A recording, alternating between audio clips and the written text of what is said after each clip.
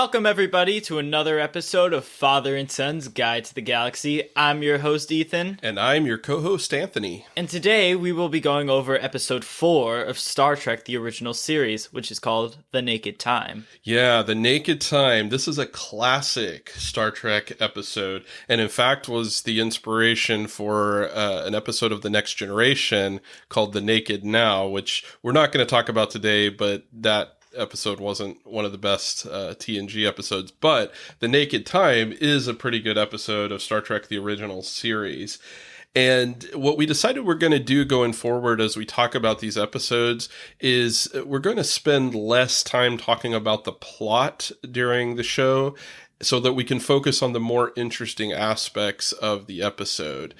And so we're just going to give a brief summary of what happened in The Naked Time, and then we'll dig in and get into the meat of it. So at the beginning of the episode, the crew of the Enterprise arrives at this planet called Psi Alpha 2000. And Psi Alpha 2000 is like this frozen wasteland, and the planet's about to be ripped apart. It's about to be totally destroyed. And so the Enterprise's mission is to first go see if there are any survivors on the planet and get them to the Enterprise and get them home. And then to gather data on the planet as it breaks up and no longer exists.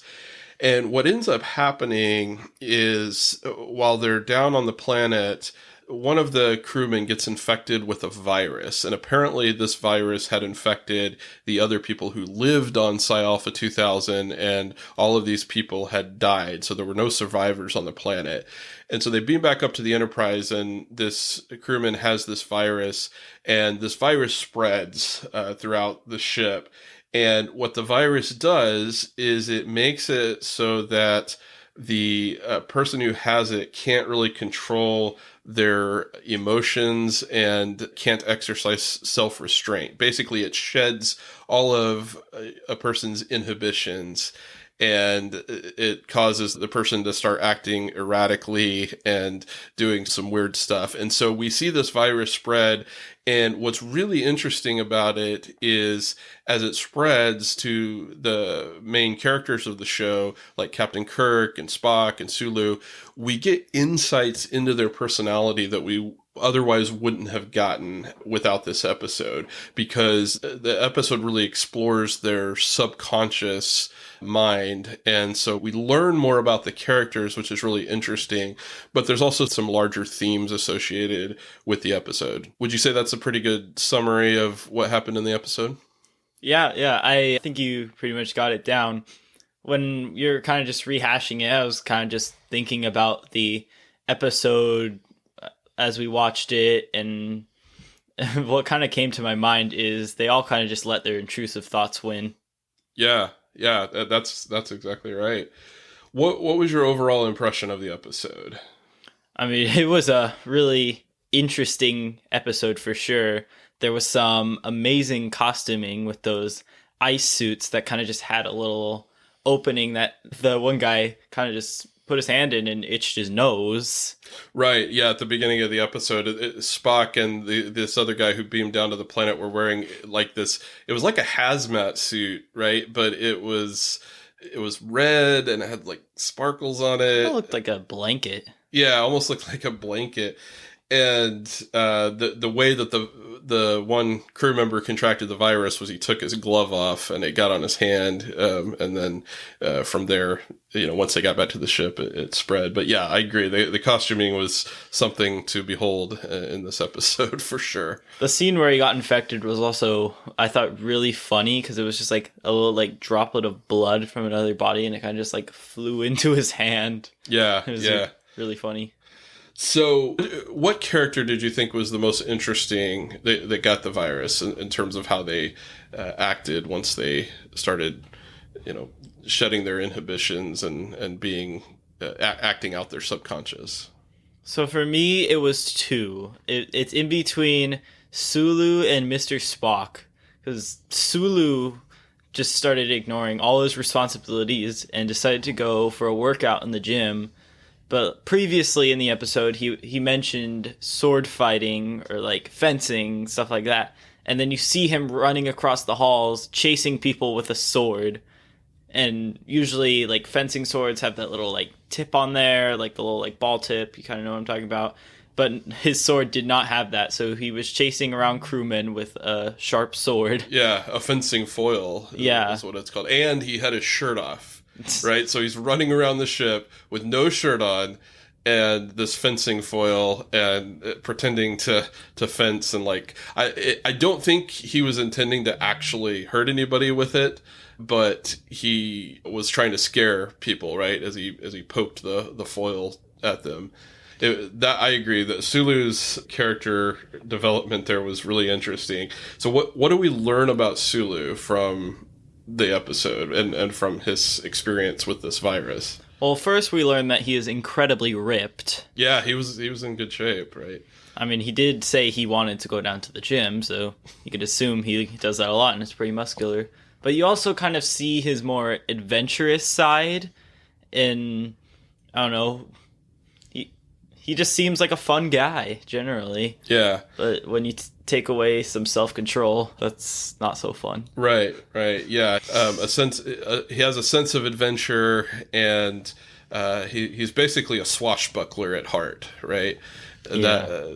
That's kind of what we learn about his character, and so I thought that was really interesting. Now, you mentioned Spock. Tell me what you liked about Spock's character. It was extremely, like, dramatic and funny because he kind of just let out all his human side and started crying to himself on a table, and you kind of see him, like, trying to grasp for self-control, but then he just starts absolutely bawling, which is just so out of character and so funny at the same time. Yeah, it was pretty hilarious to see. And he talks about, when he's having this breakdown, he talks about how much he loves this mother, his Earth mother, who he never said that he loved her or told her that he loved her, and he feels bad about that, and he's just having this emotional breakdown. And so I think what we learn about Spock is that he's very human at heart, right?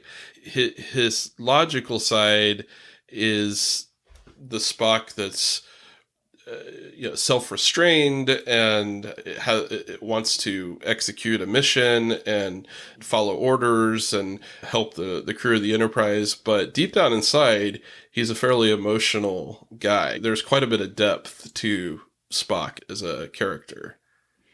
Yeah, this also kind of reminded me of the episode of Star Trek Strange New Worlds where they had Spock become a human and kind of was dealing with all sorts of new kinds of emotions that he'd never experienced. And yeah, I kind of like how they explore his human sides from the earliest forms of Star Trek to the modern Star Trek that we see today. Yeah, I almost wondered if that Strange New Worlds episode was inspired in part by this episode, The Naked Time. It's a different plot, and in Strange New Worlds, he somehow loses his DNA, his Vulcan DNA, or something. There was right? a shuttlecraft accident, and there was kind of like this wormholes type place that the shuttle crashed into. Right. Yeah, and the aliens in there fixed him, and because they saw the Vulcan DNA as, like, kind of unimportant because he was in the shuttle with Nurse Chapel, so they saw mainly human DNA. Right. Yeah, that's right. So it's a different scenario, a different plot device that ends up revealing Spock's emotional side, but I'm certain that the writers of Strange New Worlds had to have been inspired by this original series episode. So yeah, definitely. Speaking of Nurse Chapel, she also gets infected by this virus, and her character is interesting too because she begins expressing her love for Spock to his face, telling him how she feels about him and that she's had all these built up emotions towards him and she's in love with him. That was pretty interesting to see too. Yeah, you also see Spock's reaction before he starts, like, acting as he was when he was infected. You could tell that he wasn't under the influence of the virus yet, but he was kind of starting to feel emotional.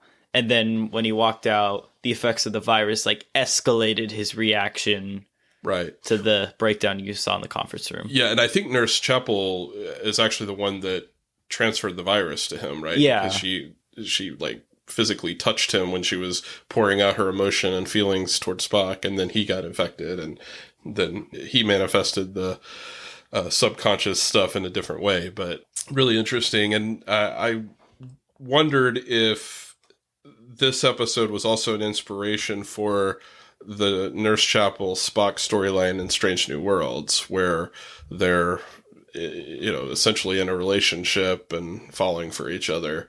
Yeah, I could definitely see that as being one of the factors that inspired that whole storyline in Strange New Worlds. Yeah. So Strange New Worlds is great because it explores some of this backstory before the original series, and so it just further adds to the character development of these classic Star Trek characters. What about Captain Kirk? So Captain Kirk gets infected with the virus, and his reaction is pretty interesting.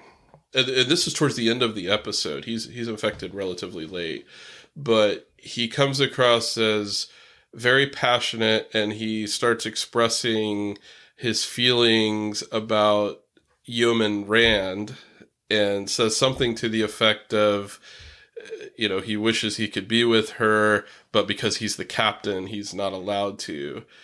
And then he also starts talking about his feelings for the Enterprise and the weight of his office as captain of the ship. And it just gives some interesting insight into who Captain Kirk is. He's a man of great passion. He loves his ship, but he also, I think at some point, makes a comment about the ship that he keeps giving and giving, and the Enterprise keeps taking and taking, or something like that. So as much as he loves the ship, he also feels this enormous weight of responsibility that he has as captain and, the protector of his crew. Yes, this was kind of a conversation between Captain Kirk and Spock, I believe. Am I right about that? Yeah. And I found this really funny because they were like minutes towards being pulled in by the planet and the ship exploding, and they're having this conversation about their emotions and their feelings.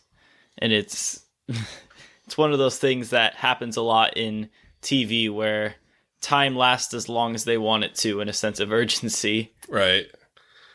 Yeah, they said they had only so many minutes left, but it ended up being a lot more. It was like they said they had 15 minutes left, but it lasted the whole rest of the episode. Right. Yeah. So anyway, we get some interesting insight into these characters and learn more about them, and that makes us want to see more of them in future episodes. And then there's some interesting themes in this episode. One of the things that I wanted to get your take on was at the beginning of the episode, after they get back to the ship, Spock makes this comment that the data that they're gathering about this planet, Psi Alpha 2000, that's about to break up and be destroyed, suggests that they may be seeing Earth's future. Because Earth was remarkably similar to Psi Alpha 2000. And so Spock's suggesting that this may be what will eventually happen to Earth. What did you think of that? What did you take away from that comment? So I if I remember correctly, the planet kind of turned into that ice planet when the sun of that solar system burned out. And so that kind of reminded me of, like, I believe you've told me this before, that back in your time, maybe a little earlier, that people thought that like global cooling was an issue. Right. And so I'm wondering if that they kind of took that issue and sort of escalated it to the extreme form of the planet basically turning into just a frozen ice cap. Yeah, that's interesting. I hadn't thought of that. I guess it's possible. The global cooling phenomenon was, briefly during the 1970s, I believe. But there may have, at this point in the late 60s, there may have been talk about it. I'm not entirely sure. So yeah, that's possible. I wonder if it's more of a metaphor for the breakdown of society. Because what happens on Psi Alpha 2000 is, environmentally the conditions are bad, but this virus infects people and they start acting out their inhibitions, and it just results in chaos, and then everybody ends up dying. And so I wonder if Spock's reference or comparison to Earth is to make us think like, okay, what's Earth's destiny? What's our society's destiny if we don't rein in, our subconscious, and we don't exercise some self-restraint? Yeah. Spock was just kind of saying, look what happens when people let our intrusive thoughts win. We all die. Yeah, but he was making an analogy with the breakup of the planet. Yeah. Another thing that I thought was interesting was there was one character, I don't think he even had a name, but he got infected with the virus and he starts painting, right? He has a paintbrush and he starts painting on the walls. And down one corridor, he wrote or painted, "Love mankind." Do you remember that scene? Yeah. What did you think of that? What do you think that was all about? My mind immediately went to like hippies and their like rainbow vans and peace signs and Yeah. I don't know. Yeah, I think it's a reflection of the culture of the 1960s. I don't know what I wasn't sure about after watching this episode. It was referencing the culture of the 1960s in the United States. But what I wasn't sure of is whether or not it's an indictment of the culture or not. It seems that maybe it is, because what it shows is, these people who are breaking down these social norms and barriers, which was a lot of what was happening in the 1960s with the hippie movement and peace, love, dope, and all of that. And in the episode, of course, it ends up creating chaos, and the ship almost ends up not surviving, right? Getting blown up because one of the guys that was infected with the virus kind of takes over the ship. And so I wonder if that's kind of a commentary on what happens if we let that kind of stuff go too far, right? If we don't have societal norms and we don't have a culture of restraint, what does that do to society in the long term and the social order, so to speak? At the same time, you could also argue that there are some good things that came out of that cultural movement. Certainly, we saw an advancement in things like civil rights during the 1960s. And so, like any good work of fiction, I think it leaves you with more questions than answers. But that was kind of my takeaway, is that this episode maybe wasn't very sympathetic to the hippie movement of the 1960s. Yeah, I guess I can see where you're coming from with that one. Yeah. But to contrast that love mankind phrase that was painted on the wall, there's a scene where Kirk is going back to the bridge, and so he gets into the turbo lift and he notices another phrase painted on the wall of the turbo lift, which is "sinner repent." And so that was kind of like an apocalyptic phrase, about the end of the world. And that was, I think, something that was in the zeitgeist of the time, this concern about the end of the world and what was going to happen to humanity. And so I thought that was interesting as well. Did you have any thoughts on that phrase, the sinner repent? What I was trying to figure out with that phrase is like, I really couldn't tell what the audience of that message was supposed to be. Like, who was that supposed to be painted for? And repent of what? Yeah. Yeah. I don't know. I think it could mean a lot of different things. And the scene was with Captain Kirk, and he's the one that sees that on the wall. So maybe it's directed towards him. He feels like, things are out of control. I'm not really sure. It was interesting, though. And it certainly made me think a little more deeply about the themes of the episode, because I think ultimately what the episode is about is what happens when society breaks down, right? And we've seen examples of that in recent years, right? Rioting and, chaos and just crazy stuff that has gone on in the United States specifically, but also in other parts of the world. And so sometimes it does feel like society's on the verge of a total collapse. And so this episode kind of explores like what does that look like? If people stop caring about the social order and just do whatever they want. And, and maybe there's these two extremes, right? There's the extreme of the hippie side, the just, love, man, that's all we need. And then this extreme of, repent, it's the end of the world. And those two extremes come in conflict with each other, and it creates problems for society.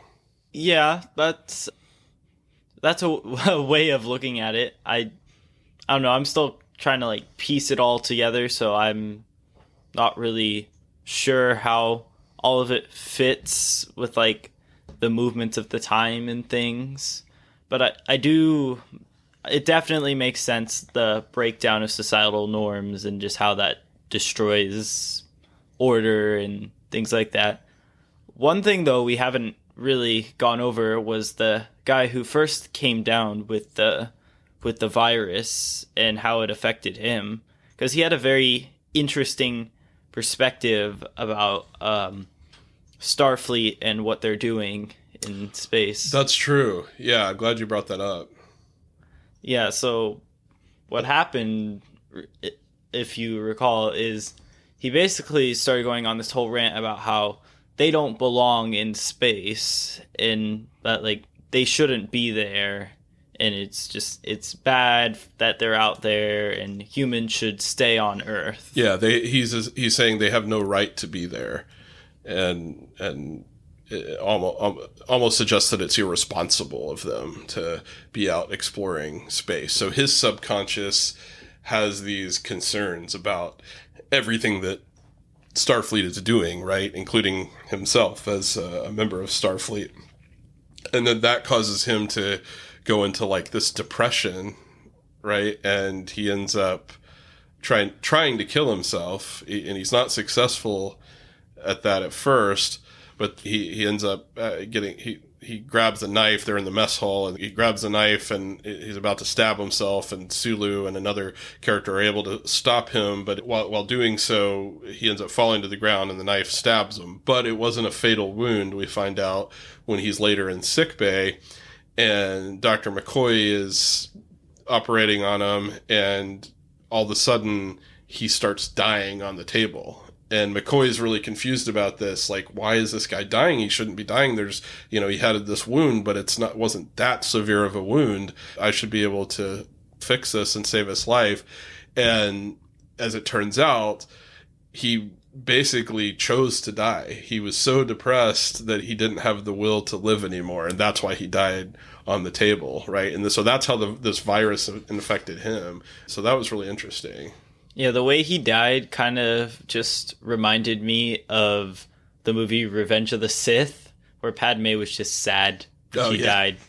And then you've got Anakin Skywalker, who has just been burned in lava, lost all his limbs, put in a robot suit. He's still living. Yeah, that was kind of similar for sure.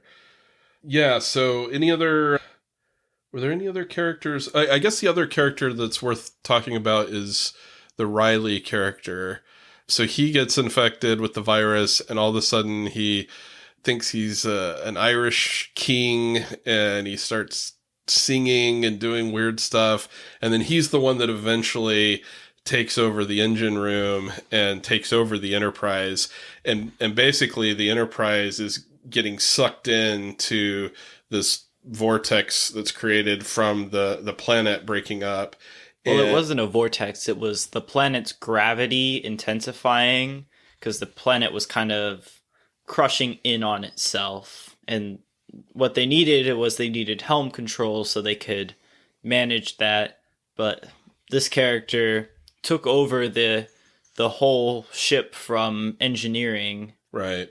Which was also this part of the story was taken from, like, the Next Generation borrowed this part of the story for a different character. I believe it was Wesley Crusher in the Naked Now, who also took over the ship from engineering. Right. Yes. So basically, this character now seems to believe he is in charge of the ship, but also has no clue that the ship is spiraling down into its own doom. Right. He's oblivious to what's actually happening, which is another commentary on the whole theme, right? That as society continues to break down, there are those who are not paying attention to what's happening, right? And don't care. So, yeah, that was an interesting one as well. So at the end of the episode, they end up being able to solve the problem of getting sucked into this gravity pool that you explained. And the solution to the problem is this engine implosion, I think they called it, right? And so Spock and Kirk kind of snap out of the virus stuff, and Spock in particular is able to go save the day and make this engine implosion happen. And the result of that is that they went back in time 3 days. And that's how they ended up surviving. So they went back in time, and then they, of course, don't go to Psi Alpha 2000 again, because now they know what's going to happen. Right. But one thing that I thought was interesting was at the end of the episode, they realize they've gone back 3 days in time. Spock says to Kirk, "We have 3 days to live over again." And Kirk responds, "But not those last 3 days." So, that's kind of interesting. What if you had a do-over? If you could go back and fix a mistake that you made that was potentially catastrophic or destructive in some way. Yeah. What would that be like? And Spock also notes that they now know how to go back to any era in time. Right. They now have the ability to do that. And Kirk says, maybe someday we'll do that. But this was interesting because it introduces time travel to the Star Trek story. This is the first mention of time travel, and there'll be, future episodes. I think there's at least a couple of original series episodes that deal with time travel. And then, of course, in the later shows, TNG and Deep Space Nine and Voyager, there's lots of time travel episodes. Yeah, there's soon enough episodes that Starfleet has a whole section devoted to time travel issues, and that was probably what there was an episode about it in Deep Space Nine, and one of the workers said, like, that's one of the reasons we dislike Captain Kirk, is because he's time traveled so much and he piles up so much paperwork. Right. Yeah. So all in all, I gave this a letter grade of an A. I really liked this episode. I thought it was thought-provoking. I thought the characters were interesting. The character development was fascinating as you got to kind of dive into the subconscious of some of these characters that we love so much. So I gave it an A. What about you? Yeah, I would also give it an A. Very entertaining story, lots of funny parts to it, and yeah, I just really liked it. Yeah, definitely my favorite of the 4 episodes that we've reviewed so far. All right. Well, thanks everybody for joining us again for this episode. We look forward to continuing the discussion next week. In the meantime, we hope you have a good week ahead, and we'll talk to you soon. See ya.